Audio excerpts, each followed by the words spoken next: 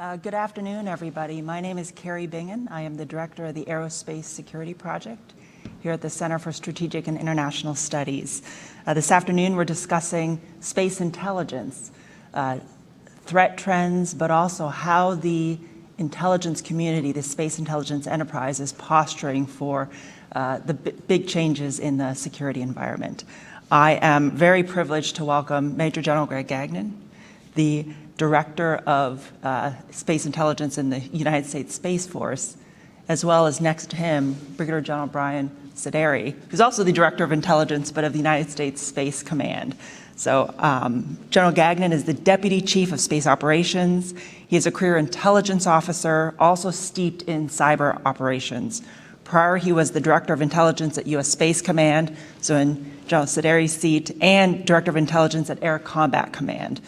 He has deployments in the Indo-Pacific region, Pacific Air Forces in Korea, and a combat deployment into Afghanistan as commander of an expeditionary intelligence squadron.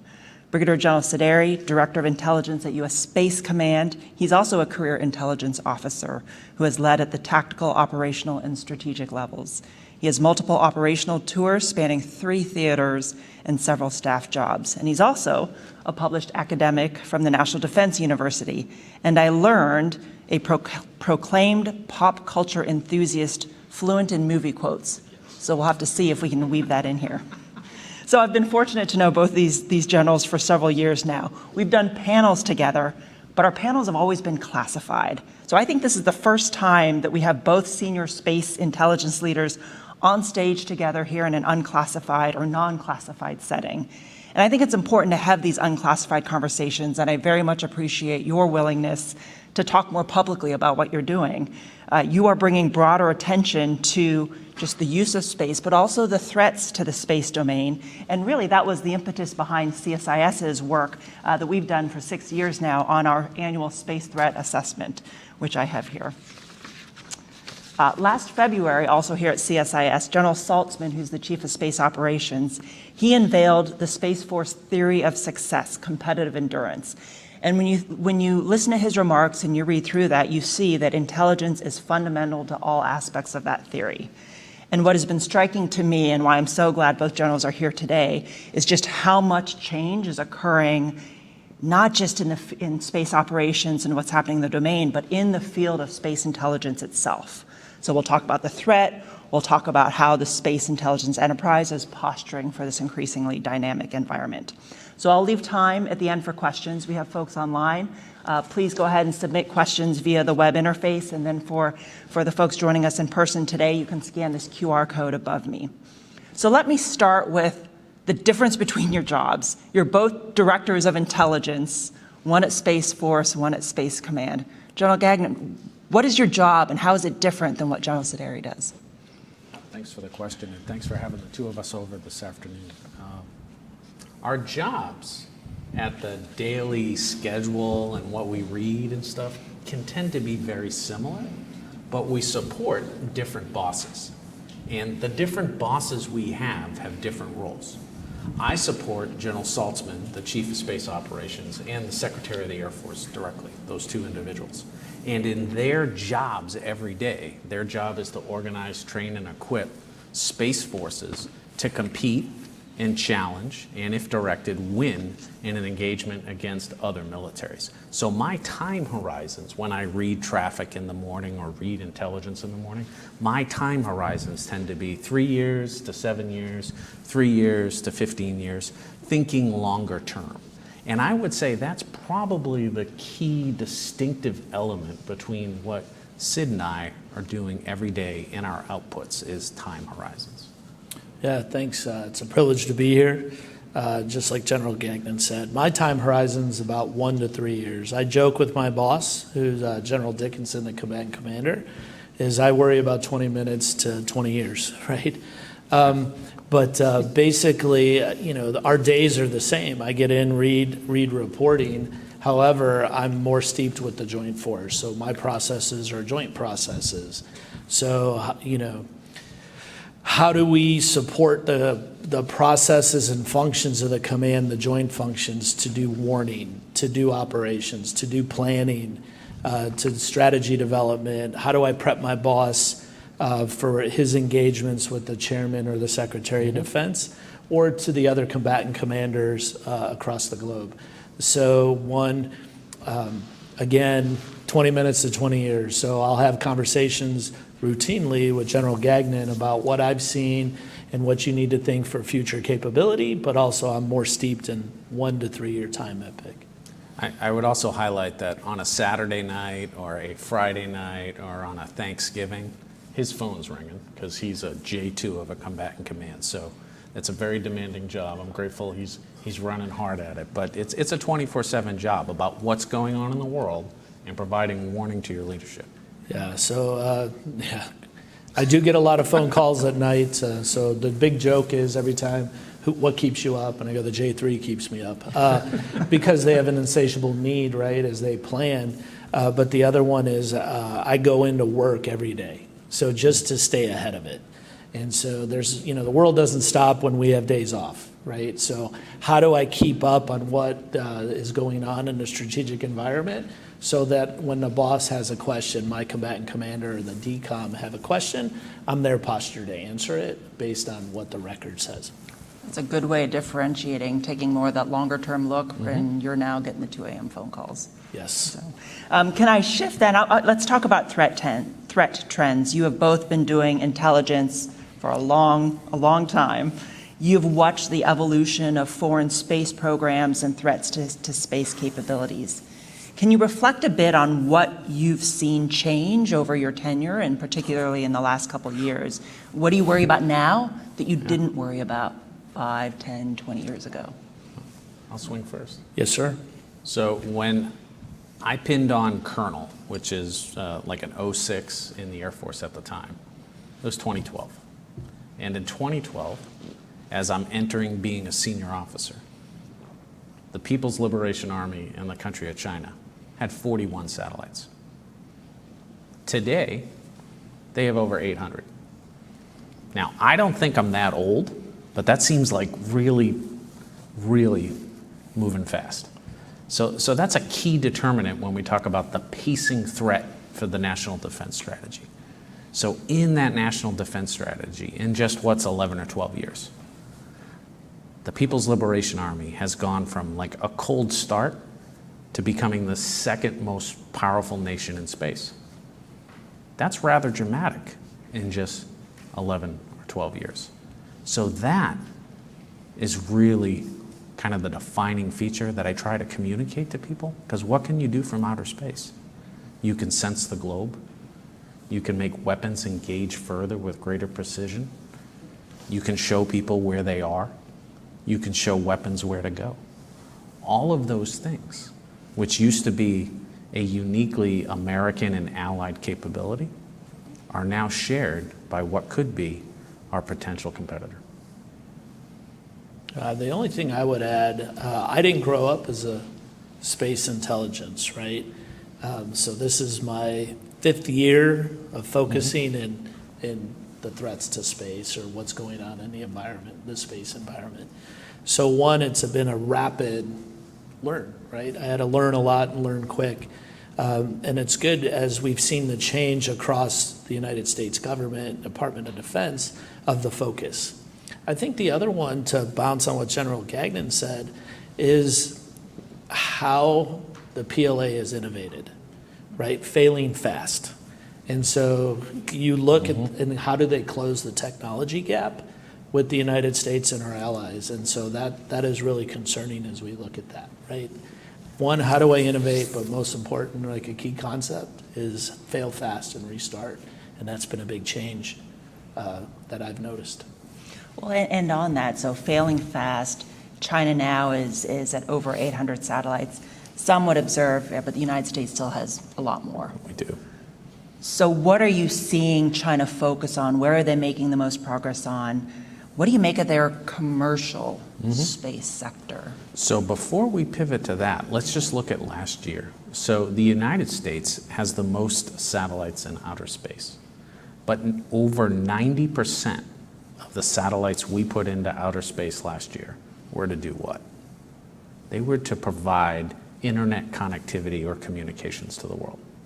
So the United States private sector and the public sector when we're buying communications, is the majority of the activity is to allow people freedom of access to information. Last year, in 2022, the Chinese put up about 200 satellites. 105 of them were to do remote sensing from outer space. So as we are connecting the world for the free access of information, they're using outer space to kind of spy on the world, right? Different organizing principle and purpose, because what they're putting in outer space is intelligence, surveillance, and reconnaissance satellites. So two very different things. And people often say, hey, you put 2,000 satellites up in outer space. Yes, we did, because we're allowing people's handheld phone devices to connect them to the world. And what do you see on their commercial front as well? So it's growing, right? So I get paid not to be the cynic, I get paid to be the pessimist, right? So I don't see a difference. They blend, and you've heard it called state-owned enterprise and a lot of the discussions that go on. But again, you innovate by having a commercial sector, right? The idea is we don't have the market cornered on good ideas, and the same applies in any country, right? So you see them failing fast, but you also see them creating kind of a market to help that innovation to go through. And so I call it the marketization of space, but also the commoditization of space. So in 2013, 2014 timeframe, so I'd been a colonel like a year, maybe 2 years. That's when the Chinese Communist Party made a senior level decision to allow some private enterprise in both space satellites and space launches. And at the time, a handful of companies. Today, there's over 140 private or semi-private, because they could be partially owned by the state, companies pursuing both space launch and building satellites for outer space. And this is important because it could unlock what we call destructive creativism in the market, which is sort of a capitalistic statement. But they will manage that because the funds driving demand in China are funds coming from the CCP. Right. They come from the state. The thing that will drive demand in the near future, sort of the next 5 years, is their desire to create their version of a proliferated communications architecture in space. They have designs for what they have announced as 13,000 satellites to go into multiple orbits as a communications architecture. In order to do that, you create demand on launch because you need to move the satellites to outer space, but you also create a manufacturing demand which can help subsidize all those small satellite builders. And that is something from a state-owned directed level that we see them doing. I hope this goes much the same way as their real estate market. They've built beautiful cities of high-rises that have nobody to live in them, right? Because what we find is that command-driven economies tend to make poor decisions over time, whereas capitalist economies tend to have the destructive creativism of capitalism, which gets rid of losers and rewards winners. So they're making this push on their commercial front, commercial in air quotes, because they see the benefits of what space can do for them from a national security and economic perspective. But they're still making progress on the military front as well, including, Absolutely. I'll say, counter space weapons. What does that look like as well? I think I would add one more point to that is when we just look at if we look at the satellite in orbit that provides the service, there's a whole cascading down from the device, right, to the management of how you connect people, interconnect people. And so when you look at China, just the expanse of the country, there's a need to connect people in Western China to the people in Eastern China. So when you look at the volume and the potential business case for it, it makes real sense. So it's not just the satellite, it's all the interconnection and all the way down to the device level to the average, Chinese citizen, right? Yeah, and I would give you one other thing before we pivot towards sort of the offensive use of space capabilities. The need for them to have an organic in-orbit broadband capability is real because they don't want to have to use Western broadband. And let me tell you why. We've all heard about the Great Chinese Firewall. That exists because the government of China controls internet protocol access into the country. If they can build their own state-funded, state-controlled, proliferated communications architecture, they can reinforce the information bubble that they have over the people of China. The people of China are 1.4 billion Chinese. The Chinese Communist Party is only 95 million people. So, but before I pivot as well, I actually want to pick up on that. So then what does that mean from a Belt and Road perspective? So any other country out there that maybe wants to buy into that service as opposed to something else? So yeah, that's a great point. What do they need to be right? wary about? Well, I think when you think of globalization, it's flows. It's flow of people, flow of information, and we're talking flow of information. So how do you flow information to the people, but then how do you control the information so that it's consistent or congruent with what you want out there, which is totally different from Western society, right? So I think the Belt and Road Initiative, you really have to look at it. And so is it the ability to create a market for Chinese goods, or is it really to fundamentally change the access of the countries that are part of it? Yeah, there's plenty of proof to support his second point. Right. So proof to support his second point. What does the CCP do when they have power or their message has been challenged? What do they do when the country of Australia says COVID came from Wuhan? I'll tell you what they do. They ban red wine from Australia. They create leverage back to try to cause the Australians to move off that position. What do they do when a Scandinavian country nominates somebody to be a Nobel Prize winner who happens to be a persecuted person within Tibet? Well, they boycott Scandinavian salmon, right? They use leverage and they use power.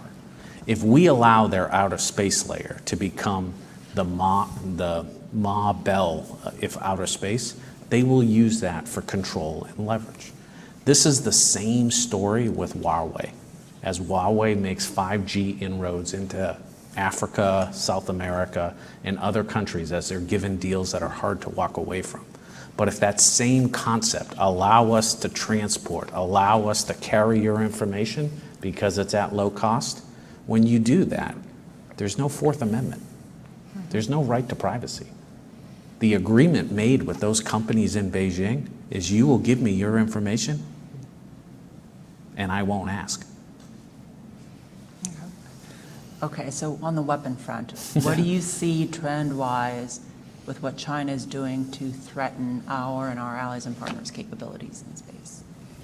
Yeah, so since 2007, right, when the Chinese first tested the direct descent ASAT against their defunct weather satellite and created all that debris, you look at the capabilities the United States allies and partners have in space to enable the joint force, and so it makes perfect sense. And again, we talked about the technology gap. I think there's an issue when you look at the resilience of proliferated networks are fantastic, right, or proliferated constellations. Then it becomes needles in a haystack of needles, right? And so there's inherent resilience when you do that, but that doesn't mean that you don't want to look for competitive advantage against the joint force, right? So you look at asymmetrically how I can take on the joint force. So you do see that across all sectors, that they're looking at how do they secure the PRC, secure their national interests compared to the allies, partners in the United States. I also want to talk about Russia and maybe what China is learning from Russia and Ukraine and what they've done with respect to space.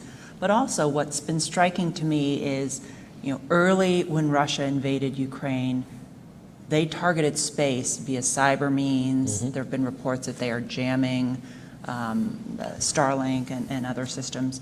But what's also been surprising is we've been reporting for a long time on other weapons they have, whether it be laser dazzling weapons or whatnot. So are we getting any insight into why are they using some things and maybe not others? I think the most, I'll take it and work backwards, okay? So like the most pressing insight to this is that warfare has extended into the space domain. When did the Russian government decide to execute the Viasat computer network attack. They did it days before the ground invasion, right? And their decision to extend warfare to outer space was an easy decision for them because they saw it as just an extension of warfare.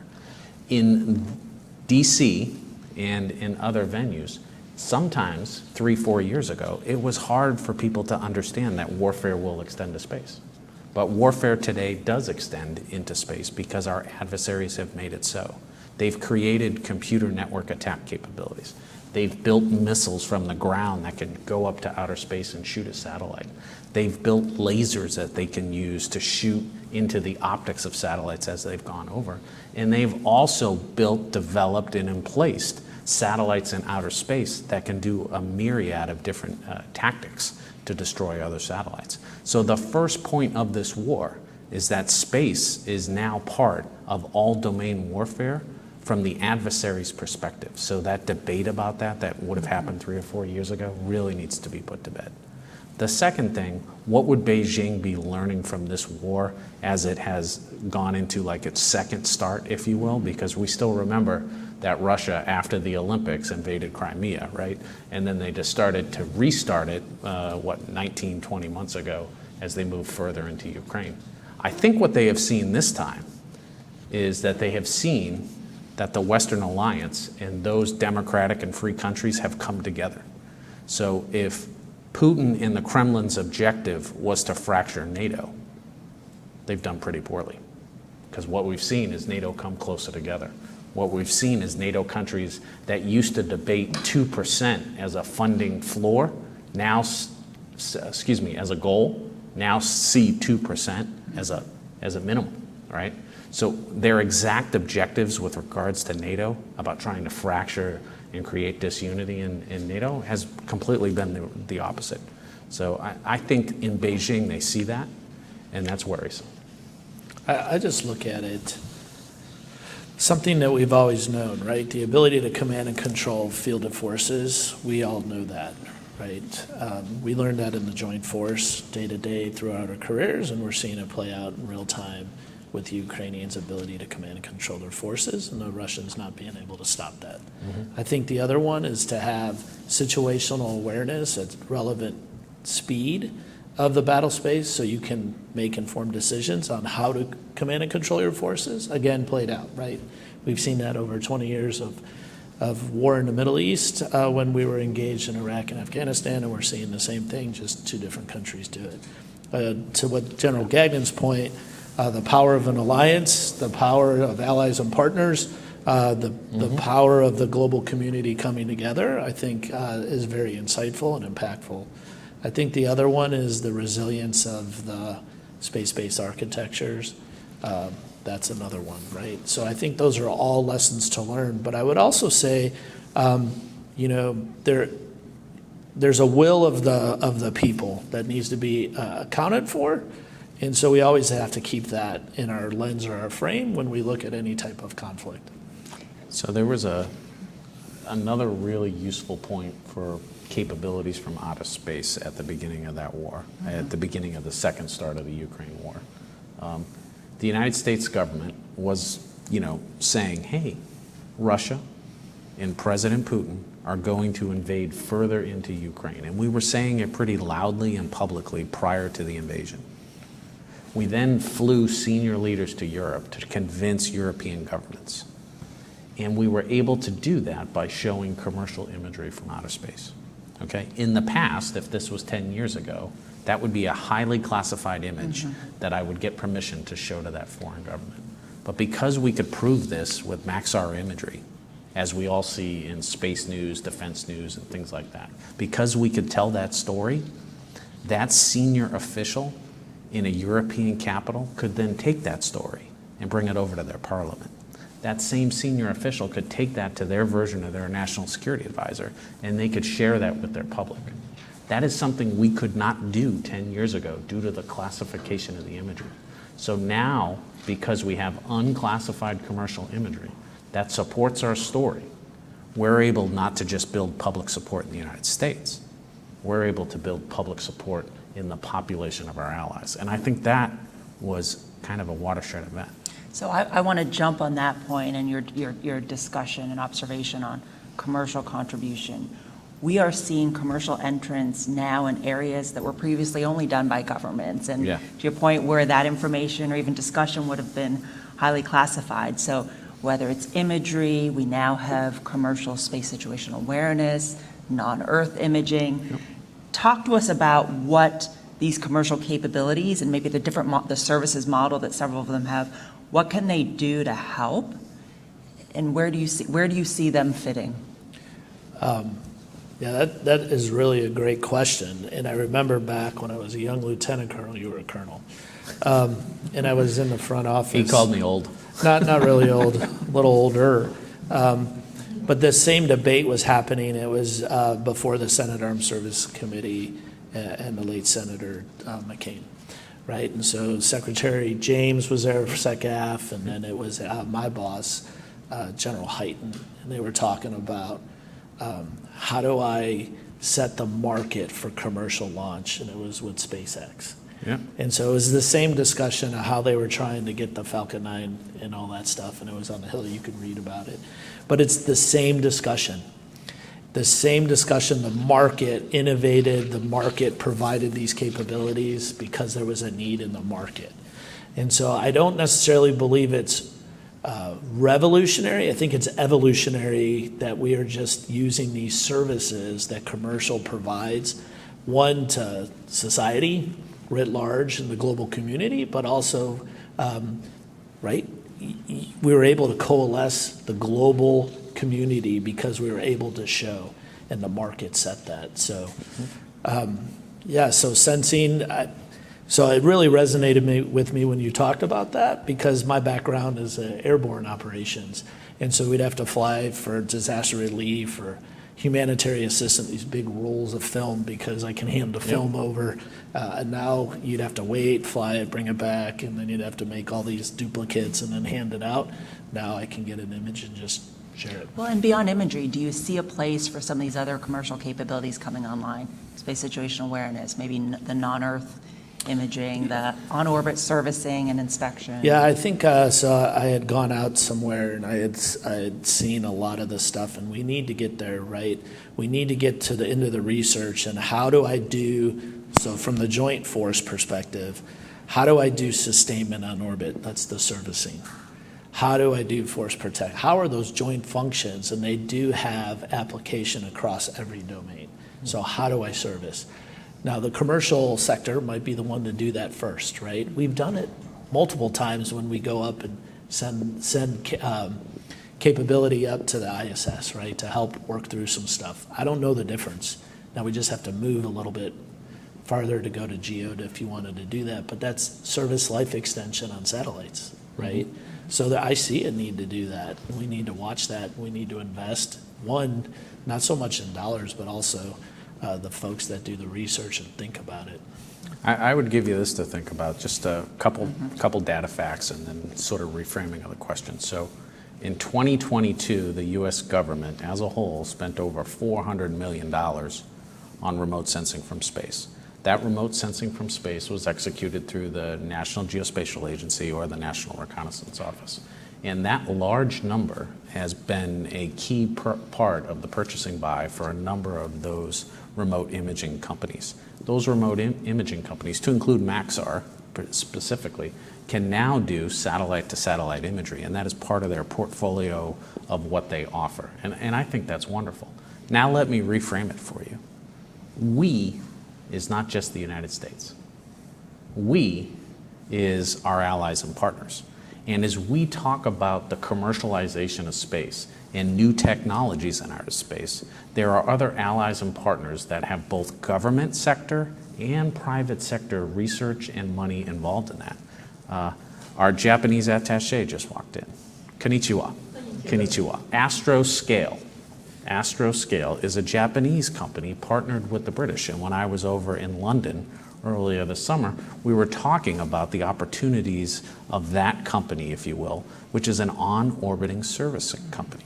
So the things you're going to see in a purely commercial part of the market is how do we do orbital inspection to make sure the satellite's working properly? how do we do refueling as we start to move satellites that we want to be able to refuel when they're on orbit so that they can move without regret? And when we say move without regret, which is really nerdy, what we mean is have enough gas to drive wherever you want, right? That's basically what we're trying to say.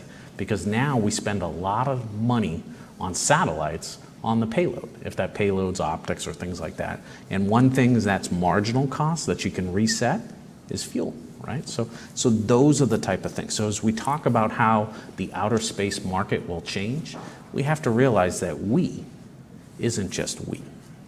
Really good point. So I would just tell you the nerdy part, I call it first mover advantage without second mover regret. Right, so from the Joint Force, we want to maintain first mover advantage without second move regret. And then the Joint Force goes to the service and say, give me this, right? I need you to make this. So I want to shift here a bit and talk about the space intelligence enterprise. Okay. We've talked a bit about some of the trends that we're seeing on the commercial front, just activities in space. We've talked a bit about the threat trends that we're seeing, particularly from China and Russia. But there is an enterprise, there are organizations, there are talented people that are within your organizations and outside that are supporting all of that activity. So can you maybe spend a couple minutes here talking about what that enterprise is and how they're posturing for what we're seeing as a very different environment? Do you want me to go from the Joint side first? So in the Joint side, every Combat Command J2 has basically the same. We have a Joint Intel Ops Center, JIOC. We have DIA civilians, and then we have all services. So I have intel professionals from the Marines, the Navy, the United States Air Force, and the United States Space Force. And you'll see the same in any combat command. And so it's real easy to see what we do. It's in Joint Publication 2.0. And so the joint functions, we do targeting, right? We do order of battle distribution. We do analysis, right? So 1 to 3 years of those key topics or the PIRs, priority intel requirements that the commander and his staff have. So we do all that. We maintain situational awareness and then also for warning. So I set a high demand on the services of I need these trained people with these competencies, and then I kick it over to the services and go, this is what I need. And so then it comes over to General Gagnon. And I've been fortunate to go out to some of those command JIACs, those Joint Intelligence Operations Centers, whether it be at CENTCOM or INDOPACOM. You see this 24/7 activity, maintaining awareness of the battle space, the planning, the targeting. How much different is that now for Space Command to take on? Just how different is that from maybe what we did before? I don't think it's different. I think it's just new. And so we do the same thing. So when General Gagnon's over in London, I'm taking phone calls at 2 a.m. on a Saturday morning. But every combatant command has a joint ops center, and you have the JIOC, you have watchstanders, and so we have intel watchstanders. And so they're integrated just like every other combatant command. So we're watching based on our AOR, United States Space Comms AOR, right? We have a defined AOR. They're watching what's going on in and then also going up to. And then we also have a requirement of supporting all the other, right? My boss, General Dickinson, supports the other combatant command, supporting and supported. And so how do we provide that warning or that information or intelligence to the other combatant commanders, just like, down General Richardson in Southcom or General Cavoli in UCOM or Admiral Aquilino in INDOPACOM, right? Because it's, right, the adversary doesn't see a line of demarcation. It just happens, right? There's not a line on the map. And so we do the same thing, and we have those discussions nonstop all day. So I have a JIA commander who's a Space Force officer. He interacts with all the other combatant command JIOCs daily. And then we have, we participate just like the National Military Command Center with the Joint Staff J3. We have those touch points. I talked to General Henry with the other J2s of what's pressing, and same with General Barrier at DIA. So there's a great crosstalk and what's going on, so we understand the changes in the strategic environment and we're postured to support our bosses. What does that look like from the military service side in terms of supporting that paradigm? Well, it's really something where the United States government about 4 to 5 years ago said, I don't do or, I only do and. and they said, I need to have a force that is working on Saturday, that's working on holidays to make sure that we have the advantage from outer space.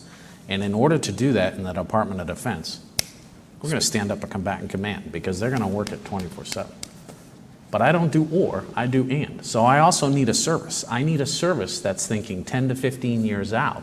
And what does it look like to deliver the type of people, organizations, and kit that it will take to make sure that we always have an advantage in the domain?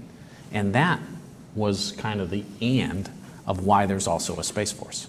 There is a Space Force and a U.S. Space Command. Both are integral to each other's success, and both were a decision to do and that's positive. I will tell you, as the senior officer for the United States Space Force, we have over 1,500 professionals who focus every day on space intelligence. What is it that the aerospace force of the PLA is doing today? What is it that the 15th Combined Army of the Russian Army is doing today? Who looks at that every day? I will tell you, for the forces assigned to the United States Space Force, about 50% of what we do is focused on China. About 25%-ish, plus or minus, is focused on the Russian Space Force.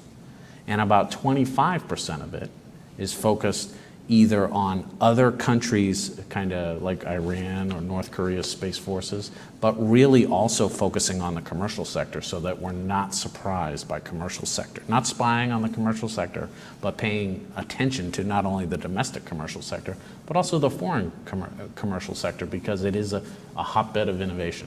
So that's how we're sensing the strategic environment. I would tell you, both of us lead different groups of people, and the difference in what they're producing is generally about the timelines of the questions they're answering, which goes back to the beginning of our discussion. Yeah, and so then our bosses, right? You started the conversation, we have different bosses. So, I go to the combatant commander, and then he works with the chairman or answers questions in his engagements with the chairman, and then the Secretary of Defense, where you go to General Saltzman and the SecAF to the Secretary of Defense. So we have demanding customers who are voracious readers and want to know what's going on. And then our products and the analysis we do are much different because of the time epics we have. And so, but our staffs cross-talk all the time. Like our senior analysts, our analysts are always talking with your analysts at the National Space Intel Center. Sometimes I'll read something and send it to your senior analyst and go, hey, this is what I'm thinking.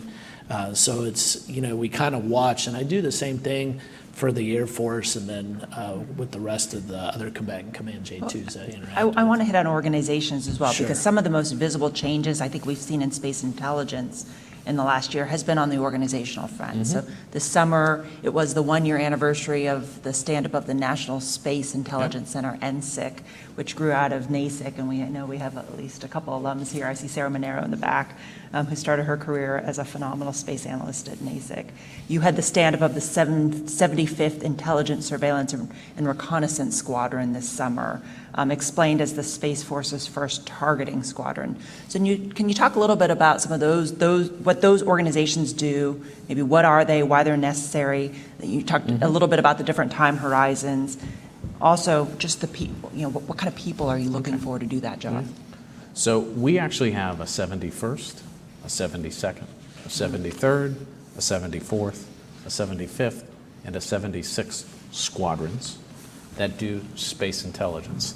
They all do different functions of intelligence as defined by Joint Pub 2-0, and that was some of the missing pieces for the United States government kind of prior to 2019, before we started to establish a Space Force, because space and space intelligence support was something assigned to an air squadron as an additional thing they did. It wasn't the unifying principle of the unit. Right. Today, we have established those missing pieces, and we have a few more to go. But they include things like targeting. They include things like exploitation for real-time information, which is the one we just stood up last week, actually.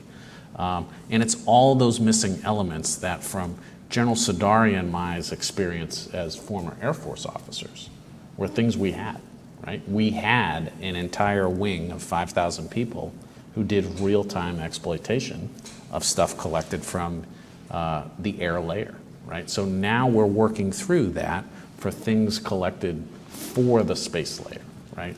What do you need to do to ensure that you can deliver space superiority?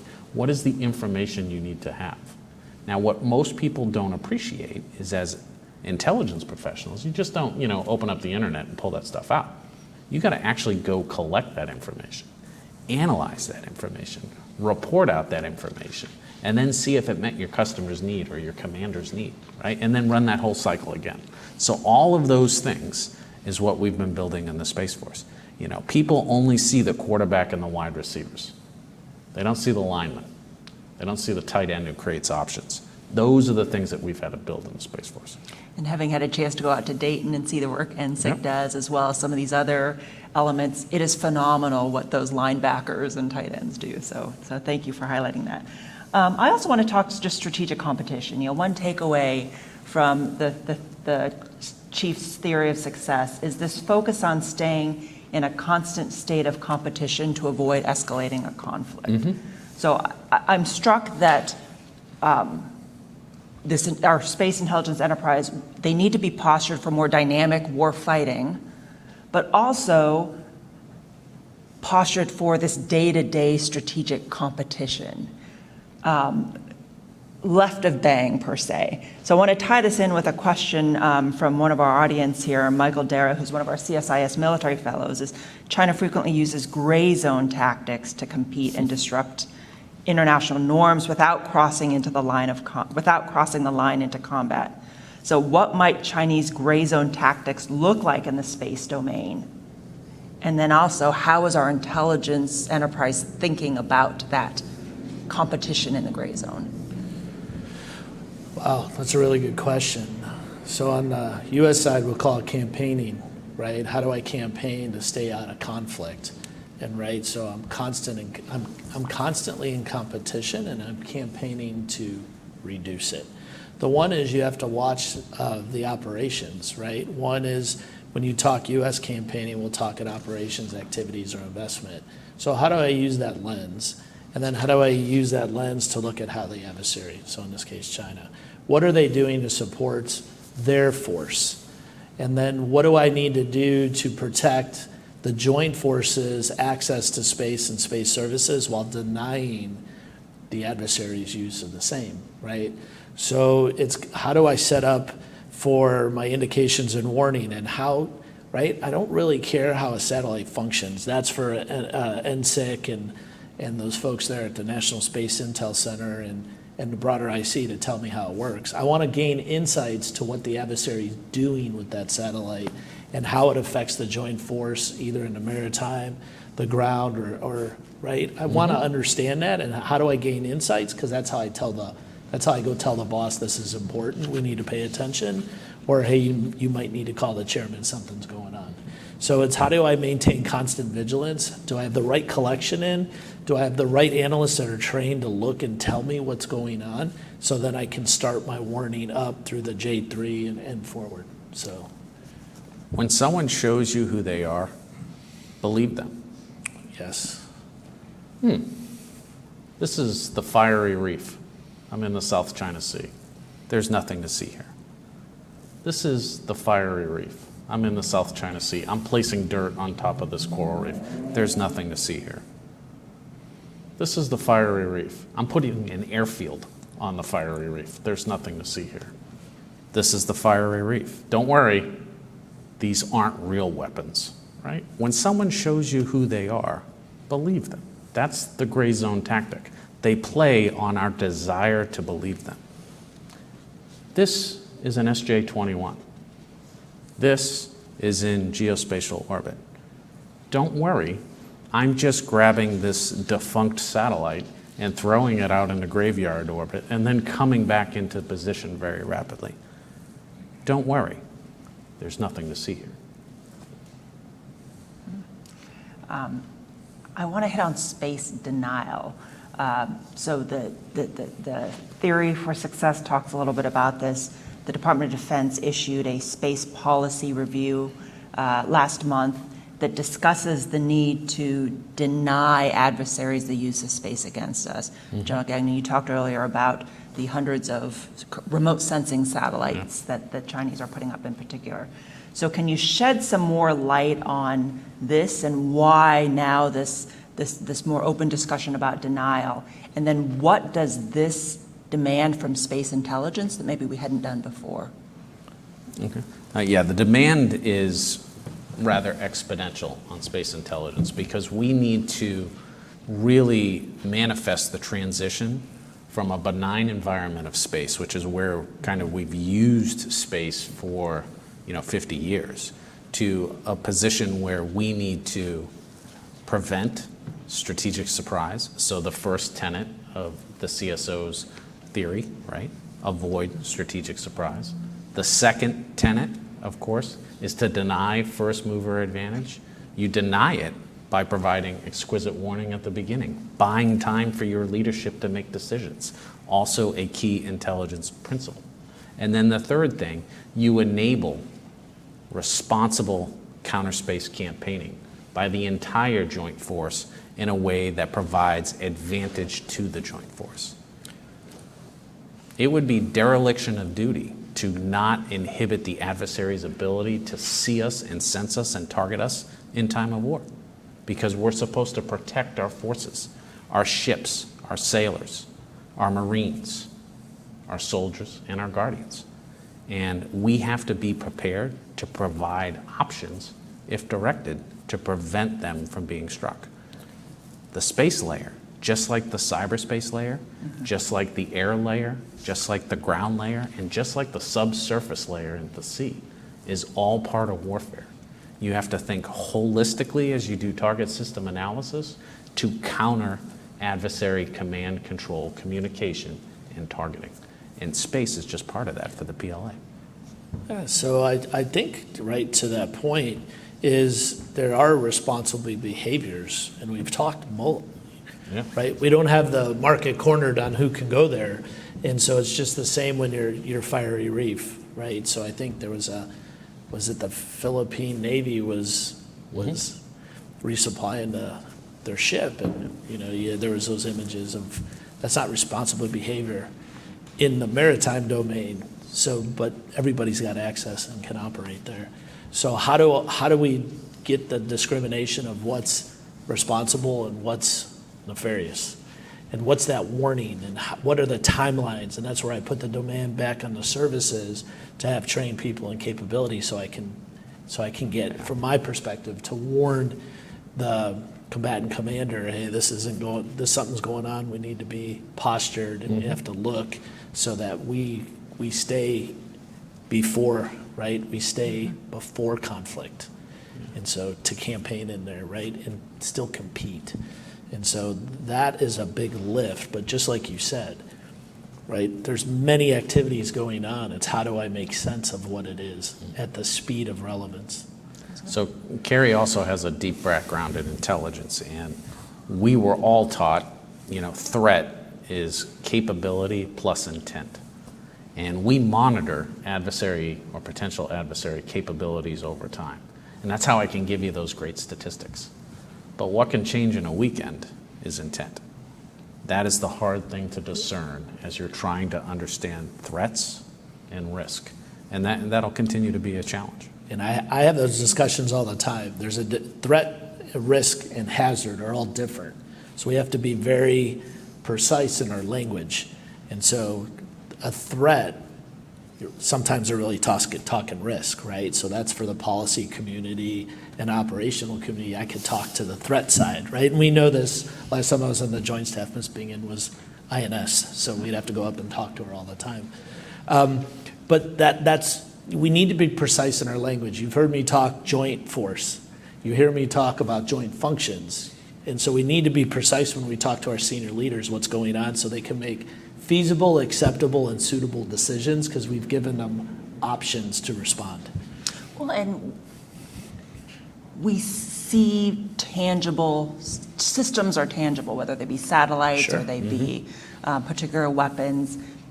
Your point on intent, trying to understand an adversary's decision calculus, understanding how space capabilities fit into their overall warfighting doctrine, that's been tougher. How are we doing as an intelligence enterprise and getting to that, I'll say, kind of tougher nut to understand? Yeah, that's an easy one, right?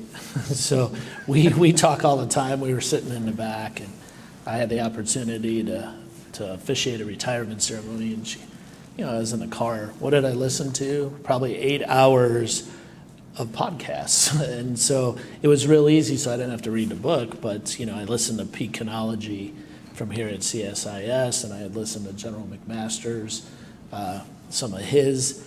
We trade books. I think we need to read more. We need to read more and pay attention. I used to joke, I think I read maybe 4 hours a day, maybe a week in my last job, and then I replaced General Gagnon. I'm probably 6 hours a day reading. Because you want to understand the environment, right? You need to understand the strategic environment where we operate in, but you also need to understand what happened in the past, right? Because you read history and you write the future. And so the history or the past will tell you how somebody did it. It's a great starting point. And then you realize how they've evolved, and anybody's involved. And really it's how do I educate and how do I read, because those are some great insights.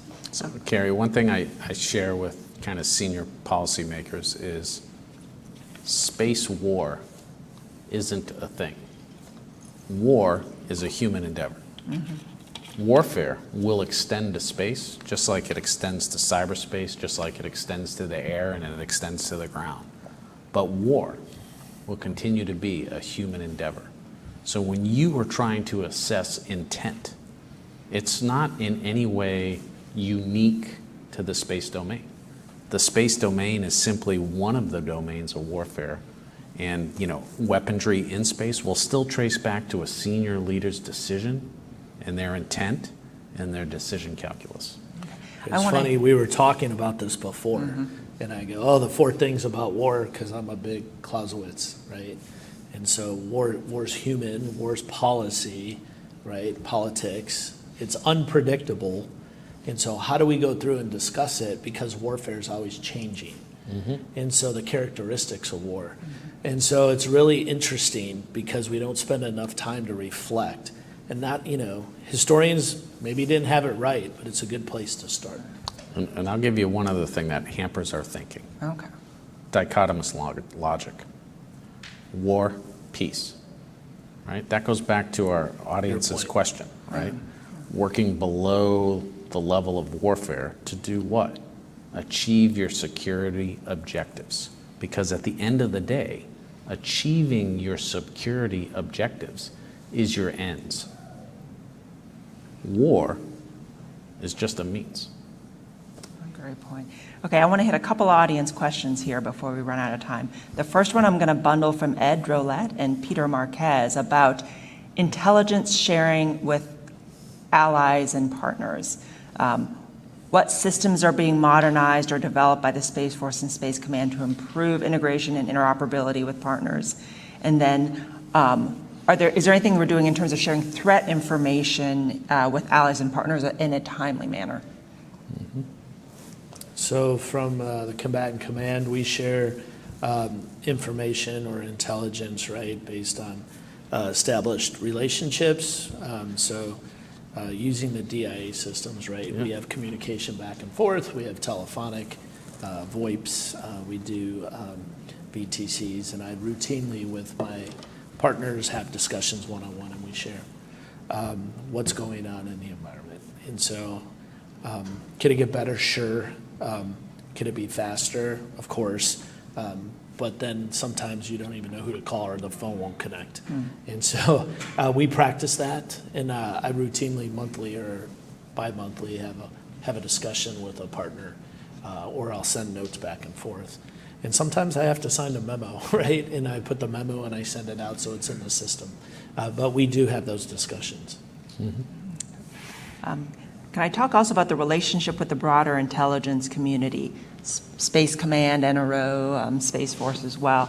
But I want to talk about it in the context of tasking. This came from Steve Jordan Tomaszewski at AIA. So with the upcoming space-based moving target indicator in development between the Space Force and the NRO, how will tasking and direction of where to use the system be handled across the Department of Defense and the intelligence community? And maybe you can comment on that broader IC-DoD relationship in space. So I'm not a part of the IC, right? He is. Yeah. So we're the 18th element of the intelligence community as one of the service intelligence entities, if you will. If you take the 18 elements of the IC, 9 of them are Department of Defense. So that tends to be center mass outside of sort of the central intelligence agency. One of the things that's new is the establishment of a new service, right? And we're 4 years old in a couple months, and that's causing people to look at what is the purpose of the service. And of course, our purpose is to secure our national interests in, from, and to space. One of the other purposes is to be a trustworthy ally and partner to our other sister services. So exploiting our domain to the benefit of the other services is absolutely paramount for us. We've been doing it for decades with missile warning. We provide the best missile warning in the world. No one comes close. We're able to track missiles and share that information all the way down to the tactical level of any formation in the United States Navy or even into coalition armies, right? It's world-class and it's exquisite. There are other elements inside the joint force where we want to be able to provide that type of chain of custody over our target. And as we move forward, we're working to make that type of future where a fielded commander in, say, Indo-PACOM or maybe in the European Command will leverage their Space Force component to their combatant command to deliver space services inside the joint force formation. And that's what we've been building towards. So I also, every command will have national agency reps. We're no different, so I have representatives from IC elements that are in, they don't work for me, they're representatives from the parent organization, General Dickinson, the commander, but we all sit there, to include D&I Haynes, right? She is a senior rep that's assigned to the command, and so we have those discussions, so it's great crosstalk. So when the service develops that space-based layer and it's available for the joint force to use, we'll use the same joint processes that we use for collection management. And then, the defense collection managers, we work through them. We work through the National Intel Manager for space and D&I. So it'll be transparent, but it'll be new think, right? New thinking of how we go about that, but that's really the service. I'm going to end on one question here that I really like from Madeline Chang, who's one of our next generation fellows here at CSIS, and she's in person today. What is the most personally meaningful aspect of your work?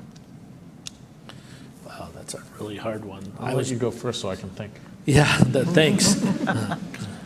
I just had this discussion with Lieutenant General Cruz about 3 weeks ago.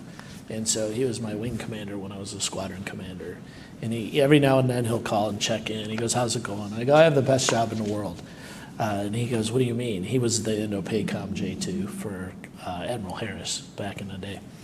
And I said, look, we have a righteous mission. We have fantastic people that are doing fantastic work, incredible work that gets to the president, the Secretary of Defense, and Chairman. And I just had this discussion with the Vice Chief of Staff for Space Operations earlier. There's not been a day I don't like coming to work, right? And 3 tours in the Pentagon, I had a couple of those days. No, the people, just the brilliance, and like we joke, because space was like Fight Club, right? You couldn't say space, and you had to be behind these closed doors and all this. But we can talk about it, and these kids are so smart, and the way they piece together information to go there, that it makes you really proud of what they do. So I don't think there's a better job than being a combatant command J2. Just of what you the problem sets you touch on a daily basis, even if it's 2 a.m. on a Saturday. But the interaction you have with all the other joint directors in the command, and then it goes right to my 4-star boss, or it goes to the chairman or the SecDef any day. And so that really gives, you know, what I think what General Hawk used to call it, mastery, purpose, and autonomy. They're really much smarter than us, right? And so, yeah, long-winded one, but yeah, it's pretty cool. Okay. He's got a great job. So Yeah, there's a lot of purpose. As one who used to have it. Yeah, there's a lot of purpose, and there's immediate feedback on everything you do. I would tell you that for me, taking more of the longer view, it's very rewarding to be able to sort of frame out the house that will someday be a much larger Guardian Intelligence house, and then see people kind of live out their dream like they want to serve. So I've had the opportunity to go to West Texas, where we do training with the Air Force for our intelligence guardians, spend a day with them, and just see how fired up and excited they are to be putting on a uniform and to serve their country, and just in a little way to help them on their journey, kind of do that. And the other thing I would highlight is, and I've been highlighting this at each of my stops, there's many ways to serve. Okay, inside Guardian Intelligence, a third of our force is our enlisted force. A third of our force is the officer corps. And a third of our force is civilian. So. Yeah, you brought it up earlier. So when you were talking about the new squadrons and organizations, my previous job, we were doing all the budgeting and justification to build that. So to see you stand those up and the service stand them up, because we took it for granted growing up, but to see how the Space Force and the Guardians are building that capability makes you really proud. For all that hard work and frustration when you're doing budgeting drills and things, that justification docs, but to see you actually have the ceremony, because we were at the National Space Intel Center when they stood up, or all these new squadrons, it makes you really proud. Well, I do. I want to thank you both for joining us today, but more important, I want to thank you both for your leadership in building that foundation, being that mentor and leader to so many Guardians, civilians, the private sector as well. I very much we did figure out how to weave in a movie quote. So space, it used to be like Fight Club. I guess maybe we're shifting away from that, so no longer like Fight Club. We can talk about it now. But it is, we are at such a pivotal time, and I was very fortunate to get a front row seat seeing just those phenomenal space intelligence analysts, the engineers across the military and the civilian ranks, and the partnership with the private sector and the amazing things that they were doing. So thank you both, and to your organizations and the space intelligence professionals, thank you for what you do. It's phenomenal to get to talk to you today about them. Thank you. Great, thank you. Thank you, everyone. You brought up